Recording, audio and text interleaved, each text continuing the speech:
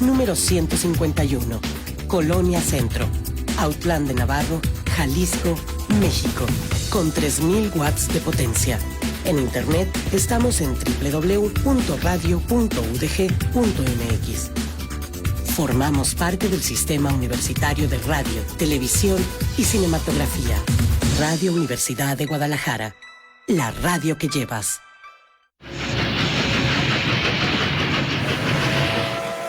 El viaje está a punto de iniciar. Estamos a bordo, el vagón en cuya intersección se encuentran similitudes, Disparidades, familia, derechos, obligaciones, salud, política, objetivos, propuestas, consenso, trabajo en equipo sin distingo de género. un trayecto hacia la equidad de oportunidades. Estamos a bordo. Bienvenido.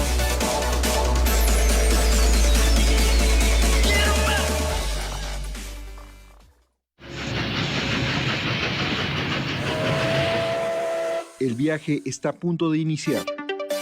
Estamos a bordo, el vagón en cuya intersección se encuentran similitudes, Disparidades, familia, derechos, obligaciones, salud, política, objetivos, propuestas, consenso, trabajo en equipo sin distingo de género.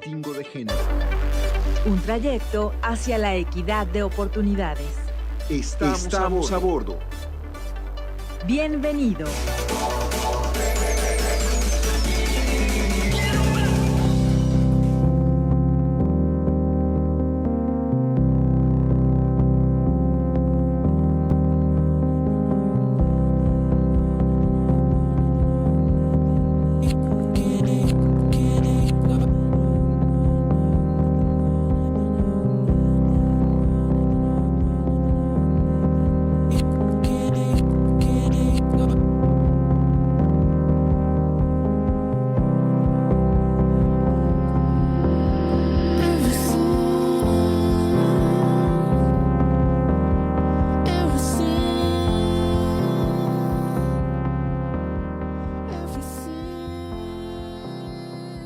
Bienvenidos a su programa Estamos a bordo de Radio Universidad de Guadalajara en Autlán.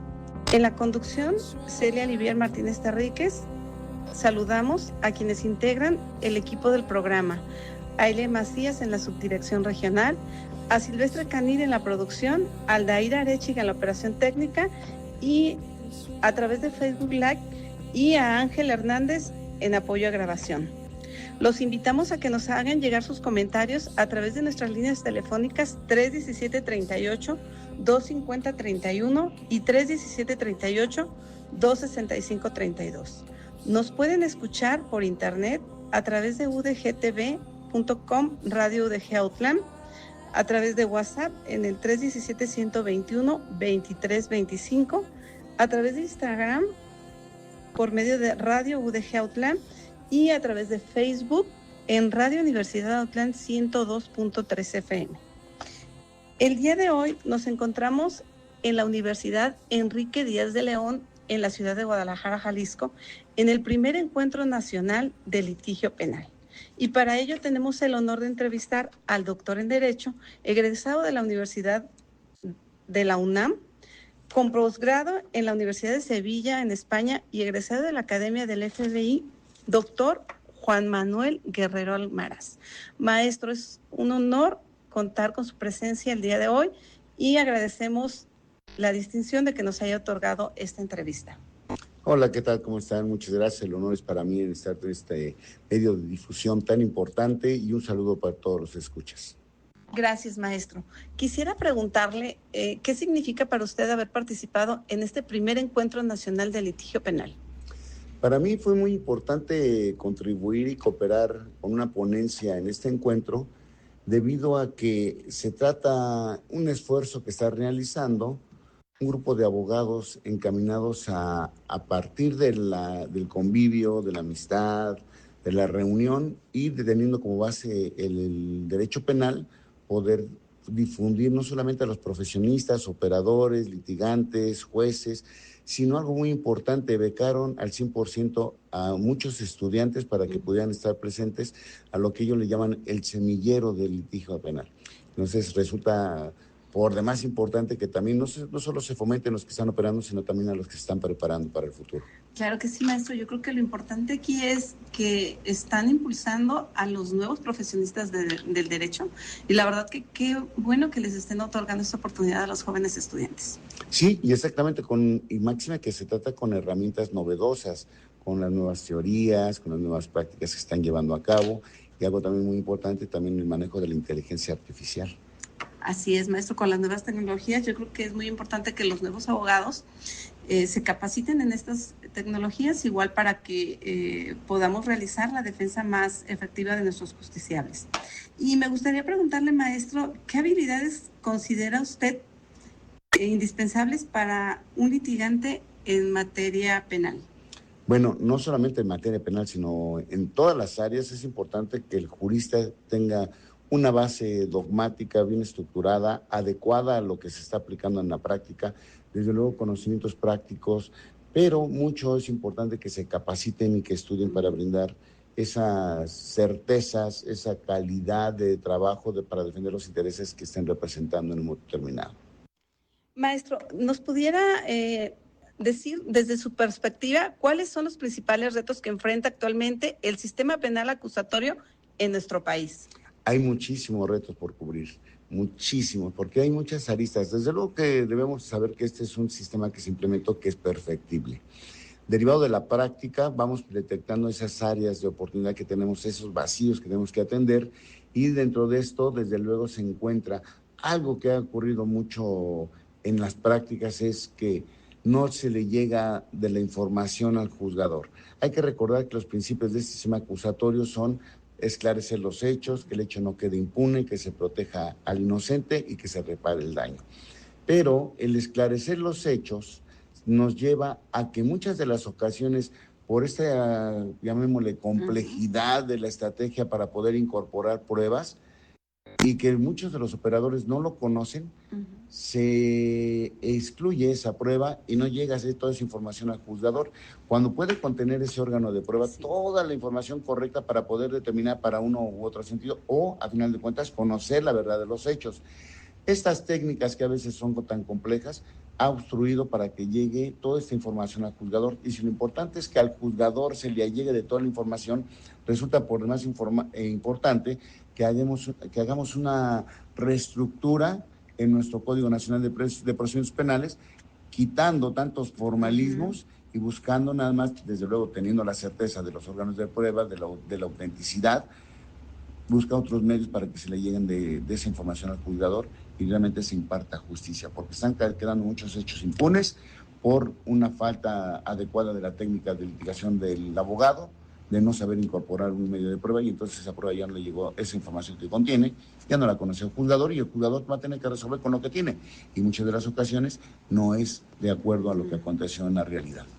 Exacto, maestro. Yo creo que aquí, a este respecto, sí es muy importante pues que la Fiscalía debe de aprender a integrar de manera correcta las carpetas de investigación, porque muchas veces estas deficiencias obviamente vienen por parte del fiscal o del Ministerio Público que se encarga de integrarlas, y la verdad es que cuando ya llega una carpeta de investigación ante el juez de control, sí llega con muchas deficiencias, y muchas veces también nosotros los abogados no sabemos integrar de manera adecuada los medios de prueba en las audiencias, porque ahora con el nuevo sistema de penal acusatorio, de repente sí es complicado saber cómo integrar algún medio de prueba o aportarlo en una audiencia, ¿verdad?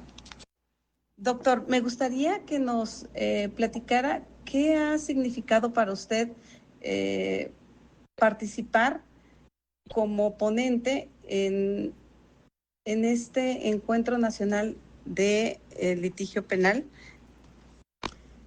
Para mí es algo importante haber contribuido en este encuentro, porque dentro de las diferentes ocupaciones que he realizado y que tengo, soy director jurídico para América Latina de la Barra Interamericana de Abogados.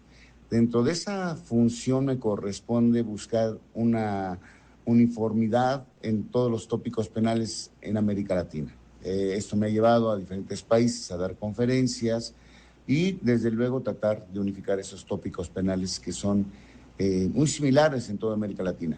Y estar aquí y traer las experiencias también de otros países, que fue lo que hice, toda mi experiencia que he obtenido en estar escuchando a otros juristas internacionales en otros países, bueno, pues también quiero traerlo aquí a mi México lindo y querido, a toda la gente, a todos los estudiantes principalmente, para que compartan estos temas, para que estudien, se comprometan y más que nada razonen para poder aportar cuestiones importantes al área jurídico-penal en México.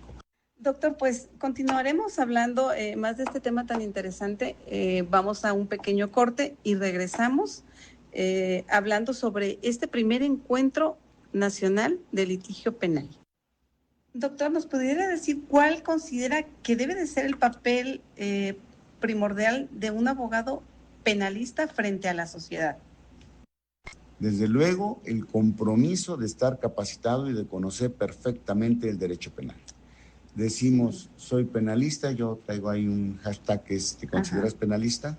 Sí. Y entonces demuéstrame que efectivamente conoces toda la estructura del derecho penal, todo el sistema integral de justicia penal. ¿Por qué? Porque ese sistema integral de justicia penal, como yo le denomino, abarca desde la prevención del delito, la investigación de la administración o la justicia a través de los tribunales, el derecho ejecutivo, que cuando se ejecutan las sentencias, y desde luego el derecho penitenciario con esos fines de reinclusión social, que ahora se le denomina reinserción, pero a futuro vamos a tener que cambiar ese concepto y esos programas por una reinclusión social. Entonces el abogado debe conocer todo eso para poder realmente trabajar en estas áreas. Y máxime sin perder que el derecho penal tutela los bienes jurídicos de la más alta jerarquía que puede tener el ser humano. De ahí la responsabilidad de un abogado y máxime de un abogado penalista. Claro, maestro, pues es que está en juego en muchas ocasiones el patrimonio de las personas o la libertad. Entonces es uno de los temas pues más delicados y que requiere que como profesionistas estemos más capacitados, porque es de suma importancia tener bajo tu responsabilidad la libertad de una persona o el tutelar o salvaguardar sus bienes. Entonces sí, es muy importante para ello que todos los que nos consideramos abogados penalistas estemos realmente capacitados en esta materia que ahora ha tenido este nuevo enfoque que ahora es a través de el juicio oral. Sí, aquí no hay que perder de vista que el derecho penal, el área penal ha estado muy denigrada. Sí. Y entonces nosotros tenemos que ser serios. Debemos ser serios en lo que hacemos, en lo que nos exige ahora este sistema de enjuiciamiento acusatorio. No hay que perder de vista que este sistema acusatorio ahora es eminentemente garantista, cosa que estamos perdiendo por parte de la Fiscalía, que también debe atender a los derechos y los aspectos de investigación y los órganos de prueba que le asistan al imputado. Ya no debemos de trabajar sobre ese principio de culpabilidad, de que tú eres culpable, tú eres culpable, tú eres culpable, y la Fiscalía realice los actos encaminados a incriminar. Debe de realizarlo con una objetividad y una imparcialidad, y sobre eso resolver, porque eso le exige. La política criminal de las fiscalías, la política criminal de los estados debe de cambiar. Ya no es exigirle al Ministerio Público números de judicializaciones, sino que debe de exigirle número de determinaciones apegadas a estricto derecho, ya sean sus archivos temporales, ya sean sus archivos definitivos o las mismas judicializaciones.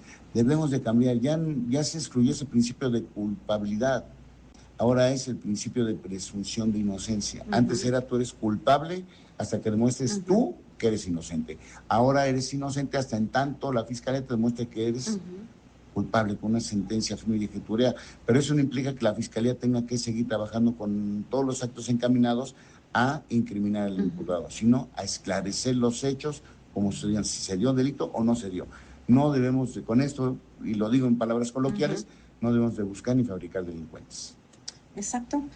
Creo que la labor principal de los agentes encargados de integrar las carpetas de investigación, como son los fiscales, es realmente tutelar los derechos de la sociedad y de cuidar que una investigación se realice con estricto apego a derecho. Y muchas veces con tristeza vemos que a veces la fiscalía se convierte en una fábrica de delincuentes, porque lo que tratan es de integrar carpetas y en ocasiones hay muchas personas en prisión realmente que son inocentes, ¿verdad?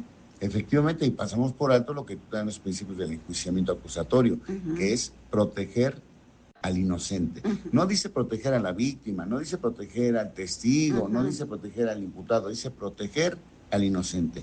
Y en ese contexto las autoridades deben de velar y vigilar que realmente se procese a quien cometió ese hecho, pero también se excluya de ese proceso de sometimiento a un enjuiciamiento a quien es inocente.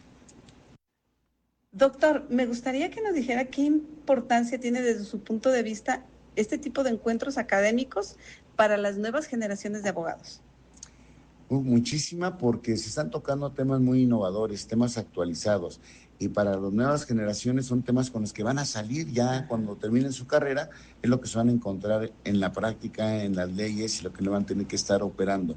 Entonces se están actualizando en temas que ellos van a trabajar, que ellos van a salir conociéndolos y desde luego ejecutándolos en su vida profesional. Desde luego que este es un encuentro de suma importancia y máxima resaltar ese punto, que donde los jóvenes tuvieron la beca al 100% para que pudieran allegarse al conocimiento. Es una problemática que existe tanto en los órganos de acusación, entendiendo eso como Ministerio Público, como asesores jurídicos, tanto también como defensores.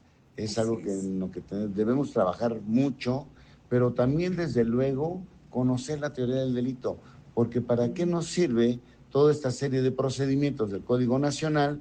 ¿De qué nos va a ser útil conocerlo perfectamente si no sabemos qué vamos a acreditar o qué vamos a demostrar? En tanto tengamos una estructura jurídica adecuada, desde luego que vamos a tener y saber qué órganos de prueba, qué técnicas de investigación o qué propuestas de actos de investigación tenemos que realizar para acreditar nuestro delito y que el sujeto intervino en la comisión de este. Exacto. Doctor, me gustaría que nos platicara qué ha significado para usted participar como ponente en este encuentro nacional de litigio penal. Para mí es algo importante haber contribuido en este encuentro porque dentro de las diferentes ocupaciones que he realizado y que tengo, soy director jurídico para América Latina de la Barra Interamericana de Abogados.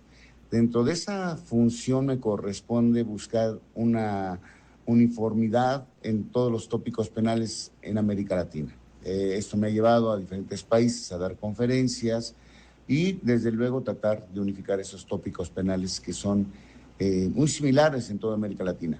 Y estar aquí y traer las experiencias también de otros países, que fue lo que hice, toda mi experiencia que he obtenido en estar escuchando a otros juristas internacionales en otros países, bueno, pues también quiero traerlo aquí a mi México lindo y querido, a toda la gente, a todos los estudiantes principalmente, para que compartan estos temas, para que estudien, se comprometan y más que nada razonen para poder aportar cuestiones importantes al área jurídico-penal en México.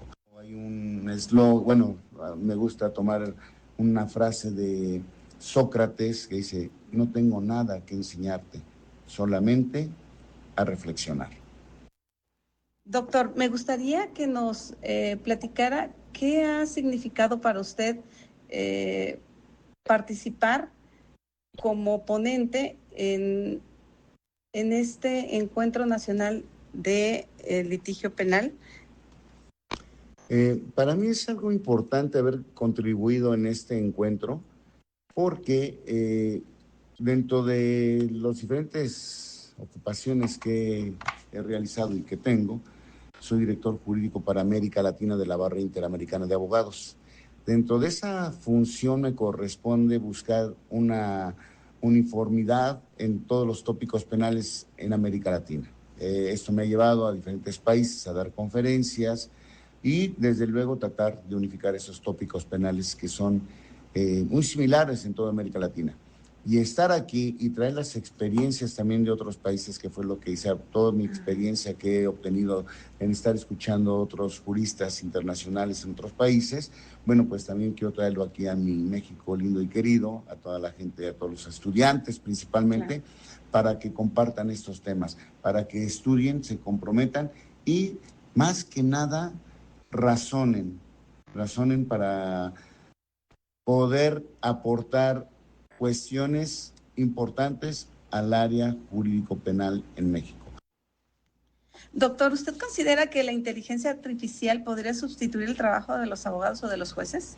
No, ya lo comenté en la anterior pregunta, que no puede sustituir. El derecho es un área eminentemente humanista, y entonces no podemos hacer un área humanista a llevarla a una robotización o aplicación meramente de tecnología. No, y lo reitero, las sentencias deben de estar fundadas y motivadas. El abogado tiene que fundar y motivar. Todo esto nos lleva a tener una correcta argumentación jurídica. Derivado de todo esto que ya es oral, pues hemos trabajado muchísimo y se ha enseñado muchísimo lo que es la argumentación jurídica para poder estructurar todo lo que nosotros querramos decir en estos casos.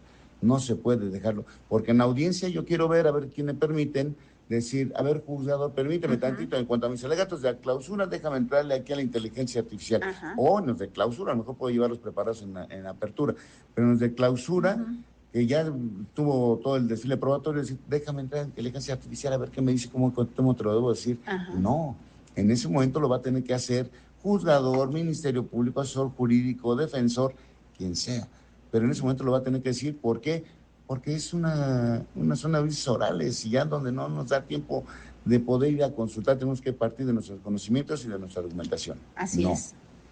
Doctor, me gustaría que nos diera su opinión respecto a las nuevas tecnologías y la forma en que la inteligencia artificial ha venido impactando de manera trascendental en el nuevo sistema de justicia penal.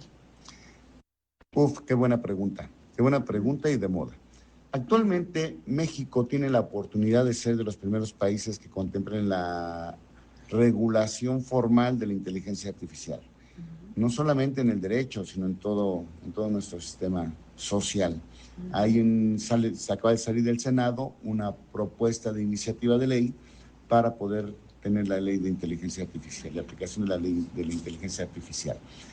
En ese contexto, y acabo yo de regresar de Guatemala, en donde estuve con las máximas autoridades del Poder Judicial de aquel país, para hablar de lo que es la justicia digital. Se fue un congreso que también se celebró en torno a todo lo que es la inteligencia artificial aplicada a la administración de justicia.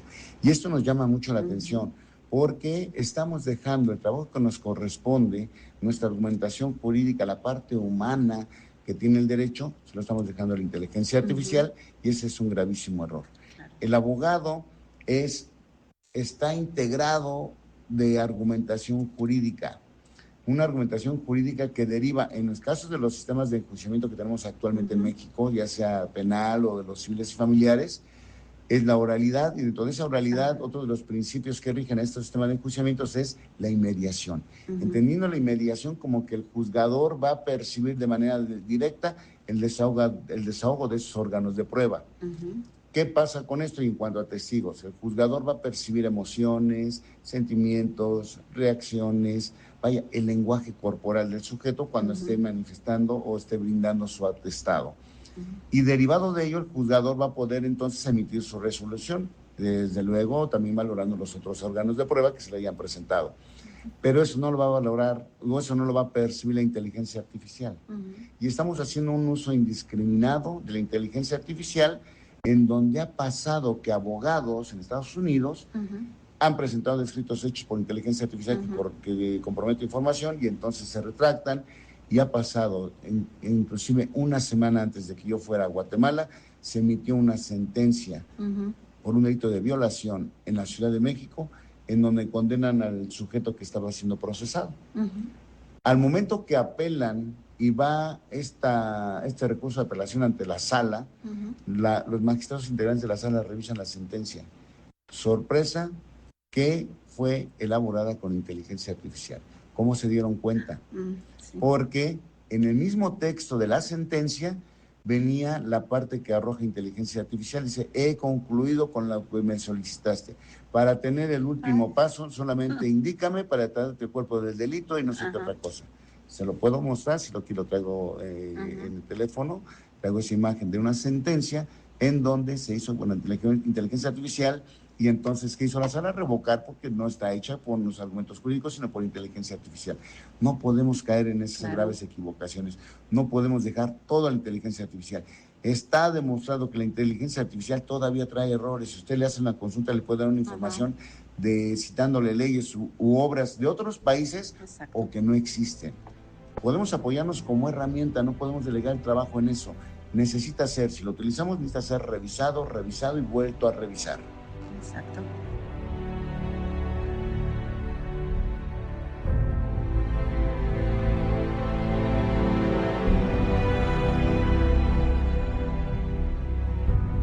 Estamos a bordo. Sin exclusión de género, sexo, género, clase, religión, etnia, edad. Estamos a bordo. Estamos a bordo. Sin exclusión de género, sexo, género, clase, religión, etnia,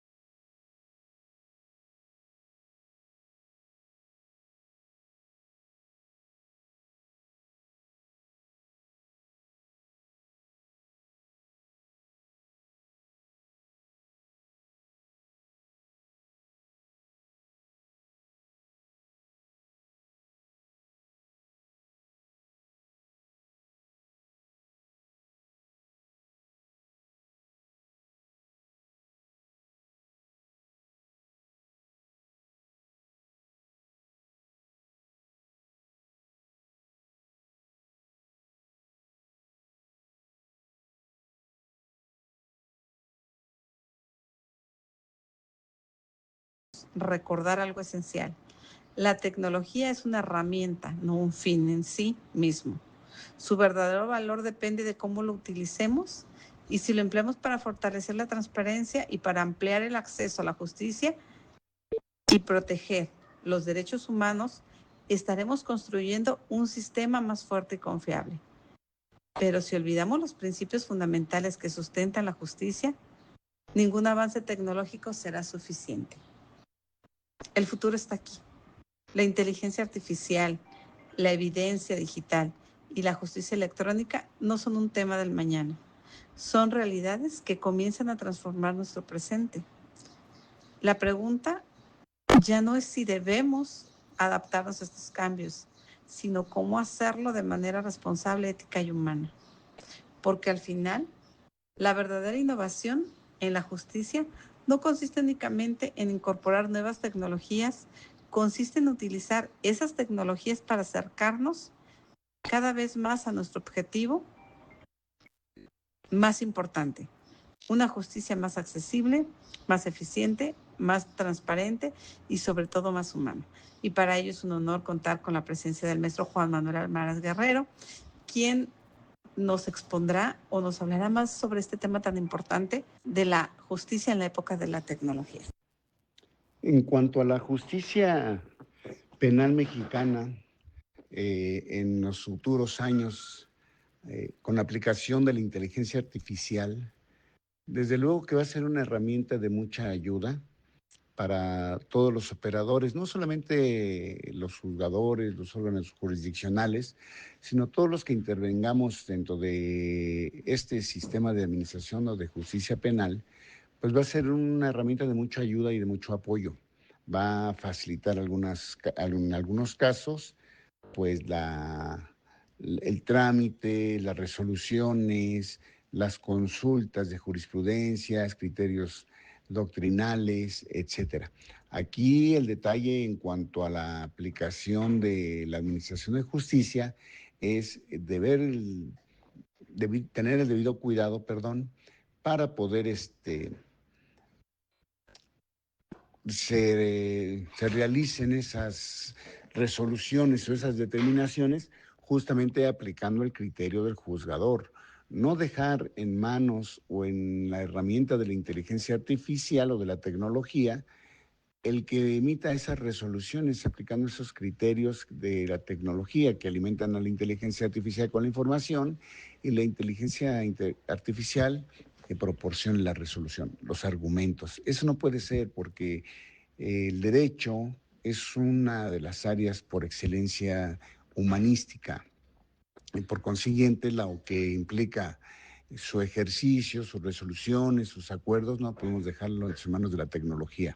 Aquí los jugadores, los operadores van a ser muy cuidadosos para poder tener esa atención y poder realizar realmente los argumentos y las determinaciones en estricto apego a su conocimiento y a su argumento y no dejarlo en la inteligencia artificial. Sería muy riesgoso dejar esto en esta tecnología que ha ocasionado ya muchísimos problemas porque trae errores, acarrea muchos errores porque la inteligencia artificial pues jala la información de la nube, de donde está creada, de lo que se le ha alimentado, y muchas de las ocasiones ha pasado ya que en la práctica que lo están utilizando, dar las determinaciones o dar los criterios, pero con fundamentos o con jurisprudencias de otros países o inclusive con algunos criterios o principios legales que no existen. Entonces, esa es la parte donde los operadores, no solamente de la Administración de Justicia, sino todos, deben tener el debido cuidado. Deben hacer una revisión correcta de lo que se determina a través de la inteligencia artificial.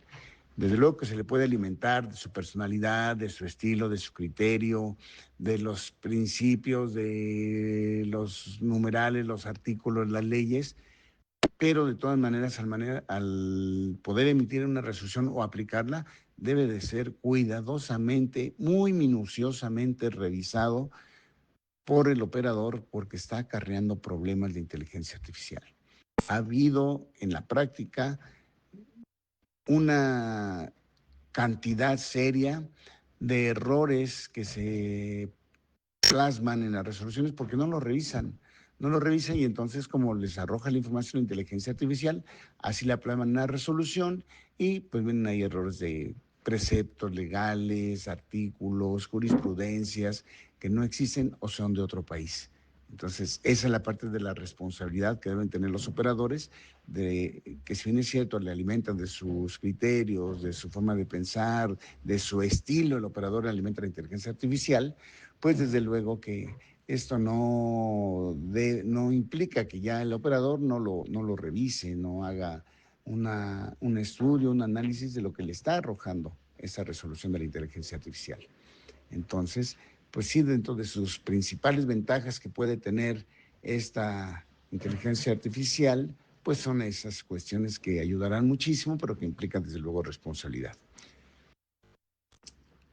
En cuanto a las ventajas que la inteligencia artificial aporta a la investigación de los delitos, desde luego que es muchísima, siempre y cuando los organismos encargados de la procuración de justicia, pues doten a su personal de los instrumentos y la tecnología actualizada para poder ir a la vanguardia en cuanto a la investigación de los delitos.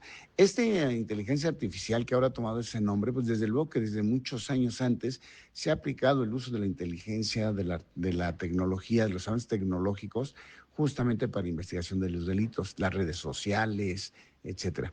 Y entonces, si se dota de una herramienta, de una tecnología de punta avanzada, pues desde luego que va a ser muy importante para la investigación de los delitos, desde luego sin dejar a un lado la intervención de los recursos humanos, del capital humano, que es la parte fundamental de la investigación y que desde luego la tecnología no la va a poder sustituir nunca ese capital humano, pero el capital humano puede apoyarse muchísimo de la tecnología. Leo, pues ahí tenemos ya ahora, en cuanto a los equipos de telefonía celular, que ya se puede ubicar la georreferencia, ¿no? A través de la tecnología artificial, de la inteligencia artificial, pues ya se puede ubicar la posición de la persona un día u hora determinada, etcétera, y todo eso. Desde hace mucho tiempo en el FBI, en aquel entonces cuando estuve yo en la academia, pues bueno, ya se utilizaba también esa tecnología, pues para hacer audios, para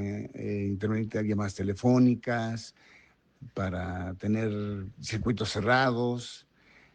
Algo muy importante que desde aquel entonces se hacía era una tecnología que se aplicaba para la progresividad del rostro, es decir, cuando una persona, un niño, era robado o era sustraído de su familia, pues pensemos que habrá sido a los 3 años y después a lo mejor pasan 15 años, esa progresividad del rostro se aplicaba con la tecnología para poder ubicar cómo tenía el rostro actualmente o pudiera tener el rostro actualmente esta persona y poder hacer posible su ubicación, y se lograron varias cosas. La tecnología, desde luego, que siempre va a ser muy útil para la investigación del delito.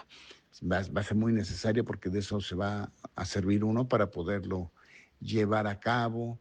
Y bueno, pues ahora con tantas cosas que implica el Internet, toda esta tecnología que ya está en el mundo, pues desde luego se le debe dar un cauce correcto a la aplicación y la investigación de los delitos y mucho en lo que es a la prevención de delito.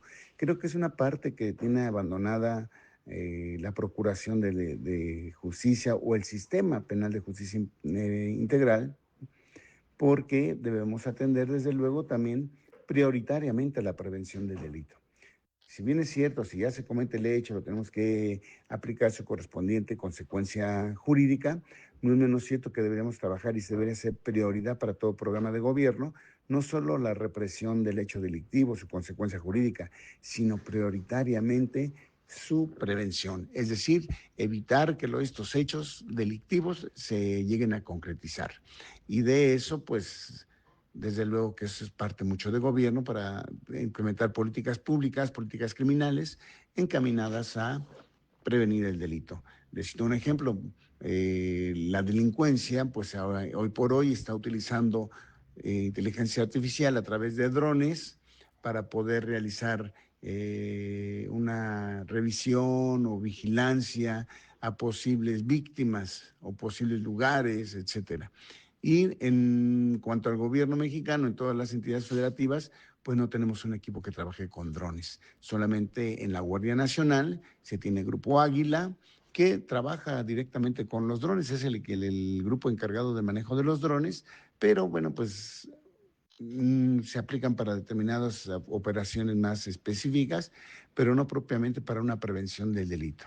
Entonces, esa parte creo que es la que pudiéramos ahí tener nosotros expedita para la prevención y desde luego también para la investigación de los hechos delictivos. Podemos hacer inspecciones del lugar de los hechos, al momento de la comisión del delito con drones, hacer una búsqueda de posibles responsables que estén dados a la fuga, vehículos, etcétera. Se está haciendo ahora a través de cámaras de seguridad, pero bueno, tristemente esas cámaras de seguridad son un fracaso total porque resulta que cuando se requieren para un hecho relevante, pues no estaban grabando, no estaban funcionando, apuntaban para otro lado. Y no se diga prioritariamente cuando están involucrados los mismos servidores públicos o policías, pues con más razón tengan la seguridad que esa cámara que pudo haber grabado ese hecho, no se lo van a mandar. Le mandan una imagen distorsionada, con plasma, no funcionaba. Entonces, desde luego, todo lo que podemos aplicar, todo lo que pudiéramos implementar en cuanto a inteligencia artificial para estos rubros, pues desde luego debe de existir la voluntad política de los personajes encargados de esta seguridad pública, de la Procuración de Justicia, de la Administración de Justicia, para poderlo llevar a cabo de manera concreta. Porque si seguimos actuando de esa manera, pues bueno, ¿de qué sirve que estemos aplicando tanta tecnología, tanta inteligencia artificial, si nosotros mismos somos los que le estamos demeritando, las que estamos nulificando, y de esa manera estamos generando impunidad en nuestro sistema de justicia penal? En cuanto a que si la tecnología puede fortalecer un principio de presunción de inocencia o existe el riesgo de afectarlo, pues no, porque son principios que rigen en un sistema de enjuiciamiento. Entonces, bajo todo tenor, bajo todo concepto, durante el trámite del procedimiento siempre se tendrá que atender y puntualizar lo que es la presunción de inocencia. No depende de una tecnología, no depende de un implemento de un aparato de inteligencia artificial, no, sino son principios que rigen el procedimiento y que los órganos jurisdiccionales, las autoridades ministeriales, en todo momento deben de velar por ello, y no veo de alguna manera cómo la pudiera la inteligencia artificial afectar este principio de presunción de inocencia que rige de manera doctrinaria, de manera dogmática, y que bueno, recordemos que esta tecnología pudiera a lo mejor sí derribar la presunción de inocencia, pero hasta que se emita una resolución dada por un juez a través de una sentencia condenatoria que ya no admita ningún recurso, y si esta fue sustentada a través de inteligencia artificial o de la tecnología, pues bueno, pues sí, ahí sí afectó o no lo afectó, únicamente lo derrumbó, lo derribó, ya no pudo sostenerse ese principio de presunción de inocencia, y entonces se dictará una sentencia condenatoria firme y ejecutoriada en donde deja de ser un presunto responsable del hecho para ser un penalmente responsable. Pero entonces ya ahí tenemos elementos que van a determinar la responsabilidad de este sujeto, la intervención del mismo en la comisión del hecho delictivo. En cuanto a los retos que enfrenta este sistema acusatorio para transitar a una justicia digital, pues es la esencia, es la esencia. Yo siempre he criticado que ahora hablemos de un sistema de oralidad, yo le denomino parcialmente oral, porque si nosotros atendemos que normalmente todas las actuaciones ministeriales se hacen de manera escrita y nada más lo que se realiza ante el juez es lo oral. Entonces, pues tenemos un sistema parcialmente oral y no es un principio de oralidad que esté dominando o que rija para todo el procedimiento, entendido desde el procedimiento, desde el inicio de la denuncia hasta que se dicte una sentencia firme y ejecutoriada. Lejos de eso, debemos exigirle a la representación social, a las fiscalías, que todas sus actuaciones queden videograbadas, que apliquen la tecnología, que apliquen la inteligencia artificial para que las entrevistas de los testigos, las entrevistas de dictámenes, por ejemplo, psicológicos, se me ocurre a víctimas, para evitar la revictimización, que queden grabadas y ya entonces la contraparte, lo que lo quiera ocupar, ya lo va a tener ahí videograbado, sin que haya tendencia, sin que haya manipulación, para dar transparencia, para dar imparcialidad al actuar de la autoridad ministerial.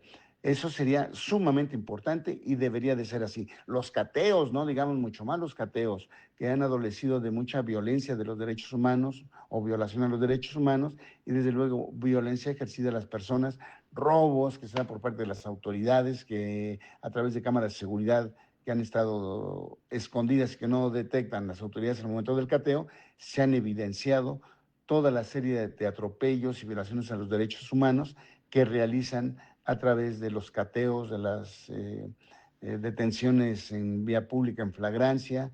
Entonces hay una serie de violaciones ahí, de montaje de delitos, de fabricar delincuentes y desde luego pues la manera de poderlo evitar, de darle transparencia, de darle credibilidad, pues sería a través de la videograbación de todos los actos de investigación que realice la autoridad.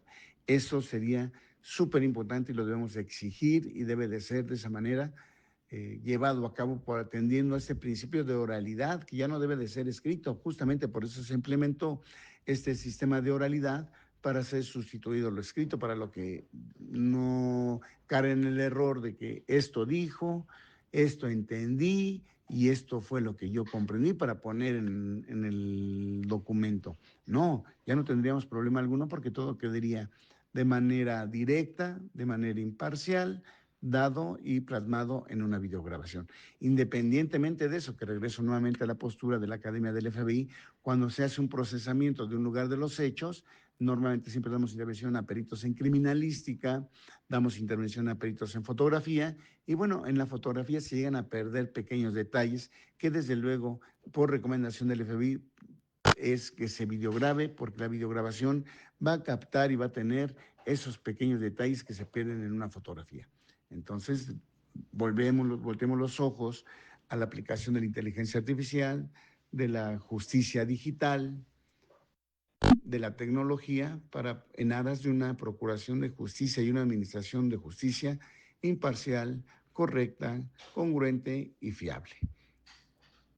Entonces, hoy por hoy, todos los actores, los abogados, peritos, todos los que intervengan dentro de este sistema de justicia penal deben de estar diseñados y preparados para esta nueva era de la digitalización.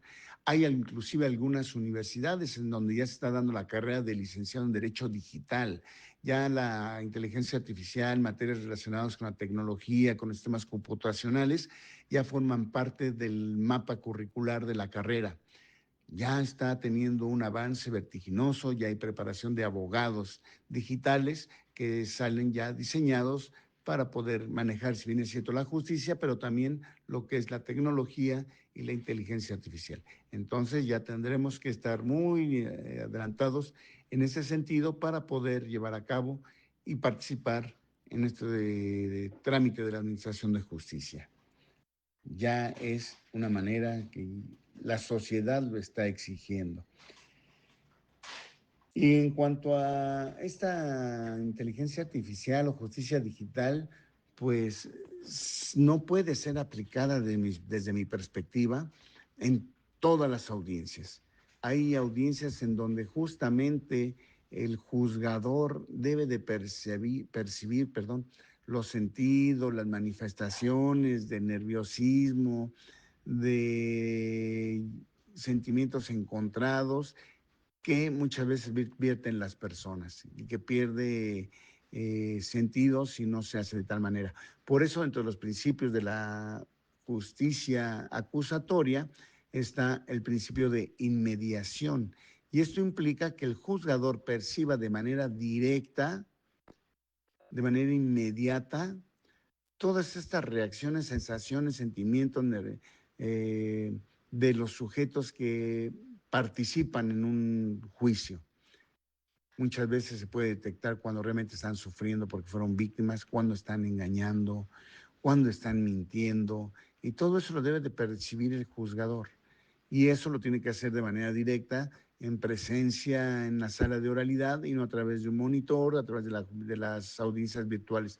Yo creo que sí ayuda o abona mucho estas audiencias virtuales en determinados trámites de audiencias, pero no en todas. Máxime cuando se trate de juicio o máxime cuando se trate de aquellas en donde tengan que vertir testimonio, ya sean peritos, denunciantes, testigos, policías, lo que ustedes quieran.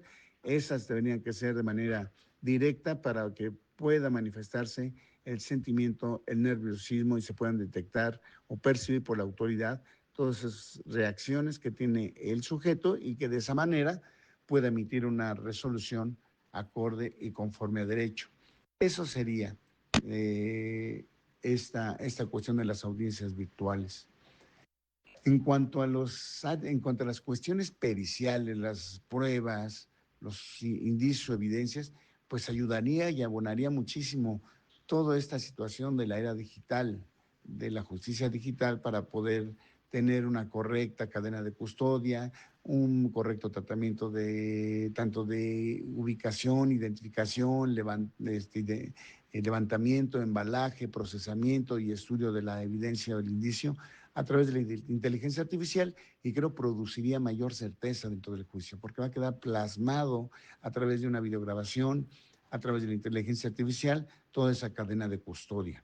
Entonces puede ser una herramienta que abone muchísimo a la procuración y a la administración de justicia, siempre y cuando la apliquemos de manera correcta, la apliquemos de manera puntual y que entonces lo hagamos en aras de poder cumplir con los principios que rigen al sistema acusatorio y que son los fines que persigue. Principalmente esclarecer los hechos, proteger al inocente, que no necesariamente la víctima es el inocente, también puede ser una persona que es falsamente acusada, y desde luego que no quede el hecho impune. Entonces estos principios o fines del enjuiciamiento penal acusatorio pueden ayudar muchísimo a la inteligencia artificial para que se cumplan y se vean en su totalidad atendidos en aras de una justicia pronta, expedita, igualitaria, imparcial y creíble. Muchas gracias.